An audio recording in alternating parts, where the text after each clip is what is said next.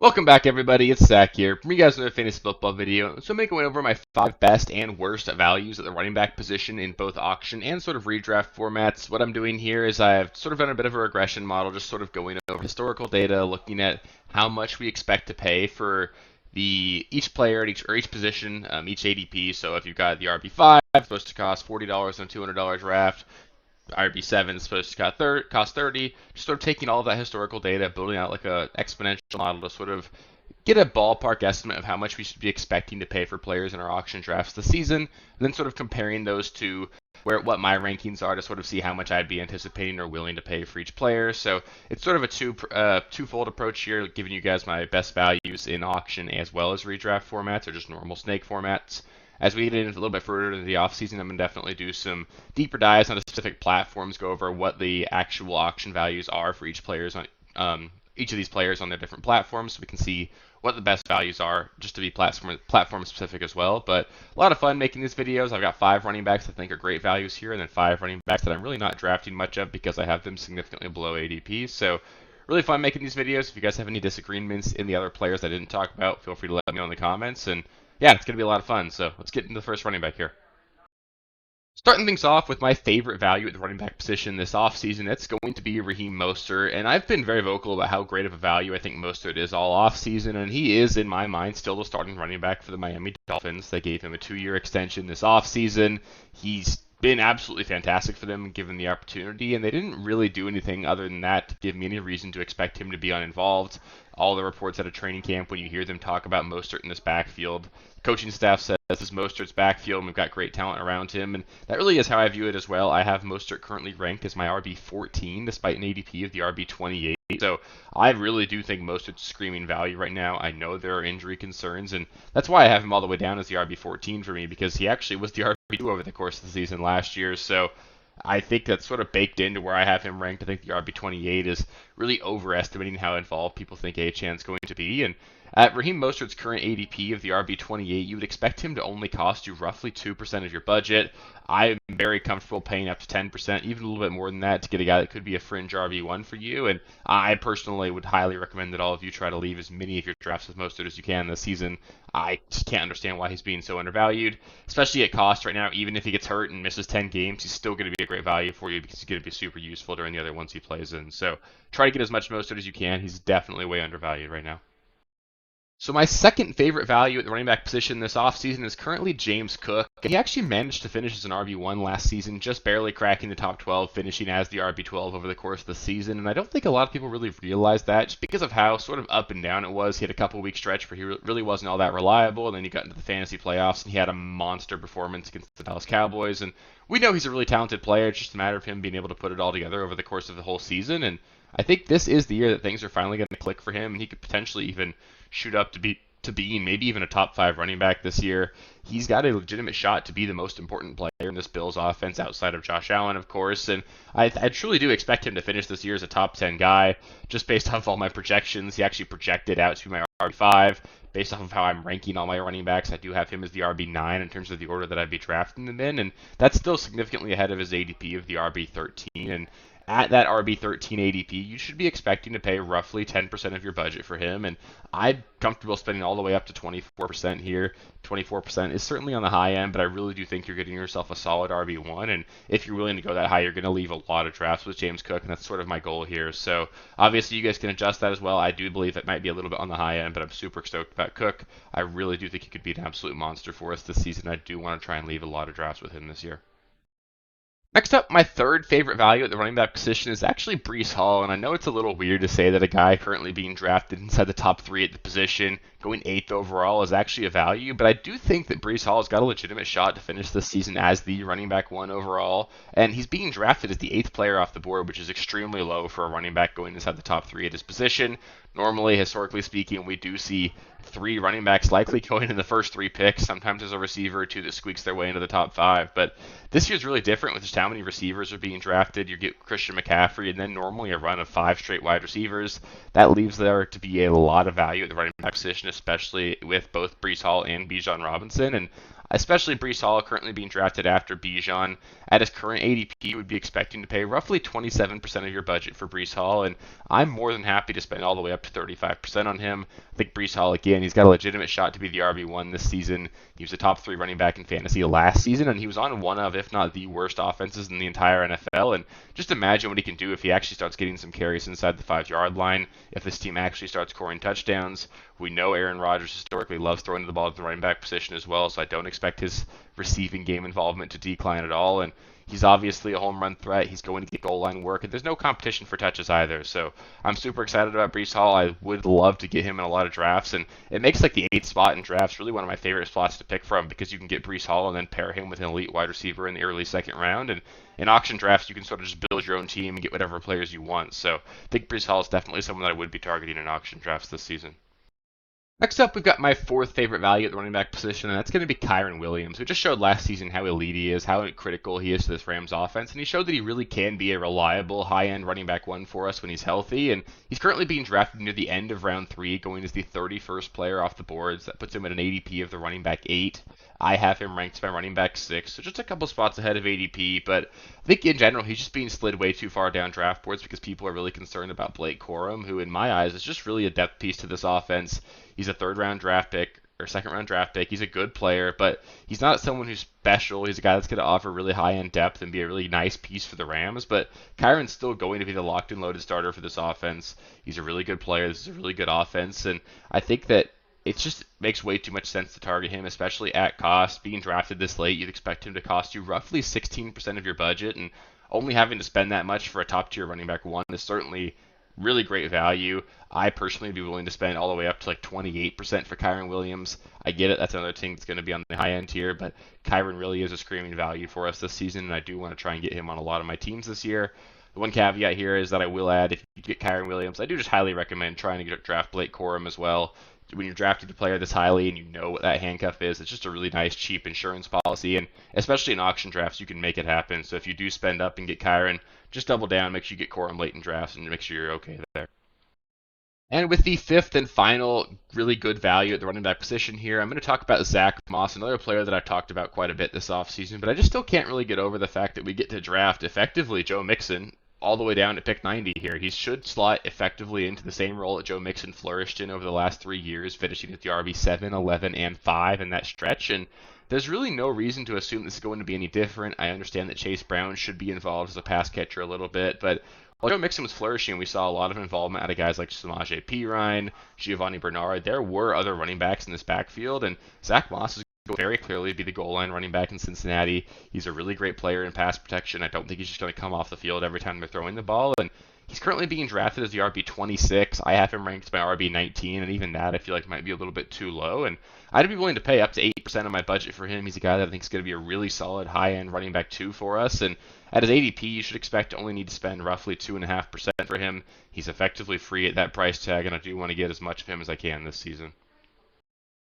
Next up here, we're going to talk about my least favorite values at running back position, and we're going to start off with Devon Achane. And I really do hate to keep banging this drum because I do think Achane is an extremely talented player, and he's super fun to watch. And the issue here is just that Achane is simply not going to be a full-time player. I know they talked about wanting to use him out as a slot wide receiver quite a bit, and we hear that every offseason about a lot of these undersized running backs. They talk a lot about trying to get them more involved as slot wide receivers, and it just never amounts to anything. Maybe you get a running back that plays 5% of his snaps in the slot. It's just never anything that really significantly moves the needle for these guys, and even if we look back to Week 18 last season, Raheem Mostert missed the game.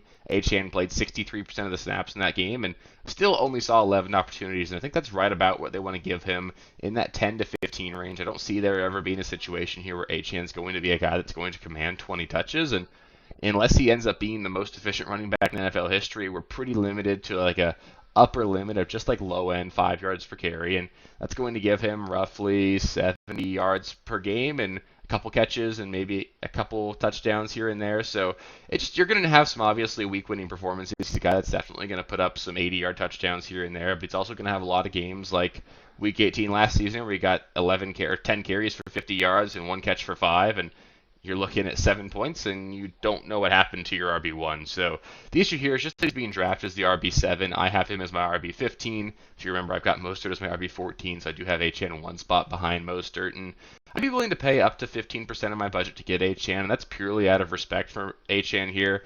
My model would suggest that you should be paying way less than that just based off of where I have him being drafted. But even at his ADP, I'd expect to be paying roughly 20%, if not more, because he is such a popular player. He's a guy that's definitely being drafted higher than his ADP in a lot of situations just because people are so excited about that ceiling. But I just can't see myself going above a 15% bid, and even doing that feels super risky for a guy that I don't even know if he's going to be someone that I'm comfortable starting every single week. Next, we've got my second least favorite value at the running back position, and that's going to be Jonathan Taylor. And it felt weird being so out on Jonathan Taylor, and I didn't really realize that until I just started looked at it, and saw that I hadn't really been drafting him anywhere. And I think it sort of does make sense. He's currently being drafted as the running back 5. I have him as my running back 7, so just 2 slots lower, but this high in the draft board, 2 slots at the running back position, that's actually quite a bit. That's like 10 picks often, and it makes it really difficult for me to actually justify drafting him very often. And the issue here is that I do think Jonathan Taylor is truly an elite running back. He is a player that we've seen it before. He's been the running back 1 in fantasy, and he's technically got that potential to do it again, so I don't want to take that away from him. But it's been a couple of years since we saw Jonathan Taylor make a true impact. It's pretty rare, just historically speaking, that we'll see a player take a 2-year gap from being a top 10 running back and then return to that high-end performance. And on top of that, you're going to need touchdown equity to break right for this guy. He scored 22 touchdowns 3 years ago when he was the running back 1, and that was still when he was extremely involved as a pass catcher. You had Matt Ryan at the helm there, a lot of dink and dunk offense there, and it's just going to be really different here with Anthony Richardson. This is not going to be a team that's going to throw the ball to the running backs a ton because these mobile quarterbacks just don't tend to do that. And as the RB5, you should expect to be spending roughly 22% of your budget on him. My model suggests a recommended max bid of just over 17%, so that's kind of why I don't find myself drafting him very much, just because I'm a little bit below what I'd expect to be willing to pay for him. And again, he's a really great player, and I do think he's definitely got a shot to be a league-winning guy, but just because I've got him so far below ADP, I don't find myself drafting a whole lot of him.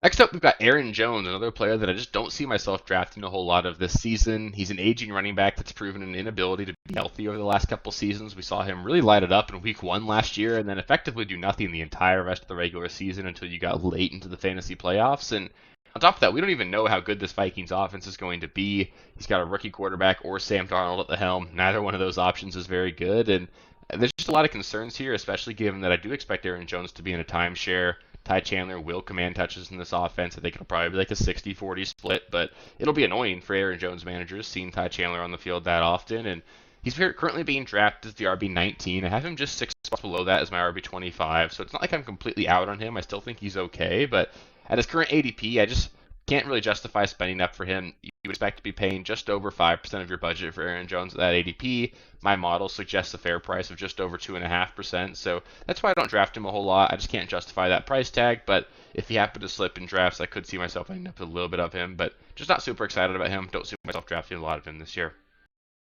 Next, we've got Kenneth Walker, currently being drafted as the RB17, and I have him ranked as my RB22, so just 5 spots below ADP here. But the Seahawks just project to be a lot more pass-heavy on offense this season. They brought in Ryan Grubb as their offensive coordinator from Washington. He ran 3 wide receiver sets in Washington at a 79% clip. Seattle last season at a 61% clip. So we just expect this to be a much more pass-heavy offense, and on top of that, reports out of camp are that Zach Charbonnet looks absolutely fantastic. They're planning to feature him as a passing down guy.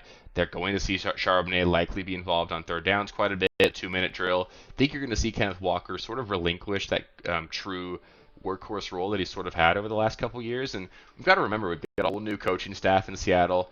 They will come in with different perceptions on all these players, so we can't just assume here that Kenneth Walker is going to have the same role he did last season, because we've got a new offensive coordinator and a new head coach. So we can't just assume last year is going to repeat itself here, and you're probably going to need Kenneth Walker to score double-digit touchdowns to pay off his ADP, and he certainly could do that. He is certainly a really talented player. He's one of the more explosive running backs in the NFL, so I don't want to be completely out of him, but I just don't want to be super exposed. I think there are a lot of downsides. The ceiling isn't quite as high as it is for some of these other players, so I'm not super stoked about him.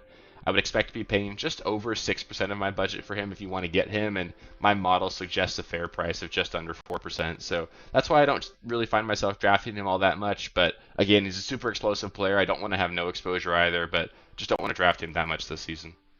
And the last player we'll talk about here is going to be DeAndre Swift, currently being drafted at the RB21. And I have him 6 spots behind that as my RB27. And I don't actually mind drafting DeAndre Swift this season just because I think there are a lot of different ways this can go. And when we get this late in drafts, the price tag gets low enough that I think you can sort of justify overpaying a little bit. But I am, however, anticipating the split backfield here. I do expect Roschon Johnson to factor in. And we still have Khalil Herbert there. It could even be as gross as a 3 running back timeshare. And on top of that, we don't even know how good this offense is going to be. It hinges really heavily on what Caleb Williams can do for this offense. So there's a lot of concerns there. But on top of that, on the flip side there, DeAndre Swift is really talented. This offense could be really good if Caleb Williams ends up being really good. So I don't mind drafting him a little bit, but I would expect to be paying just over 4% of your budget to get him at cost. And my model suggests a fair price of just over 2%. So not a huge gap there because we're getting to this later portion of the draft, but he's just not a guy that I find myself targeting a whole lot. So that'll do it for the best and worst values at the running back position here. Up next, I'll be going over my 5 best and 5 worst values at the wide receiver position. So stay tuned for that. Again, I'll talk about ADP and auction values as well. Hopefully tonight or maybe even yesterday, by the time you guys are looking at this video, I should have my spreadsheet outlining my maximum expected bid for all of these players. So it should be on my website at www.realsteelffb.com. So take a look at there. I'll link that in the description as well. So you guys can be more than welcome to go look at those rankings, go look at those projections. You can play around with your score mat and that first page of the sheet as well. I'll outline all that in the comments as well, or in the description of the video too, but it's completely free. Just go take a look at that, and you guys should be able to take a look at my max recommended values and all that. So it's a lot of fun making all these videos. I really appreciate you guys taking the time. If you guys want to get more auction content like this, feel free to let me know. I don't want to focus too much on auction as well because I know it's a little bit niche, but I know a lot of you guys really love it as well. So we'll keep pumping it out. There's going to be a lot more videos going out for the next couple of months. Going to do 3 to 4 a week for the remainder of the off season, probably do even more than that during the regular season. So just make sure you subscribe to the channel if you want to make sure you don't miss any of that. I'll be here all year long to help you guys win your leagues, and it's going to be a lot of fun. So appreciate you guys, and I'll catch you with the next one. Peace. Thank you guys for watching. If you haven't already, please be sure to subscribe to the channel, like the video, check out these other videos here if you haven't. If you want more content, please feel free to follow me on Twitter at RealSteelFFB. I'll be more active on there as the season goes on. Thanks. Catch you later.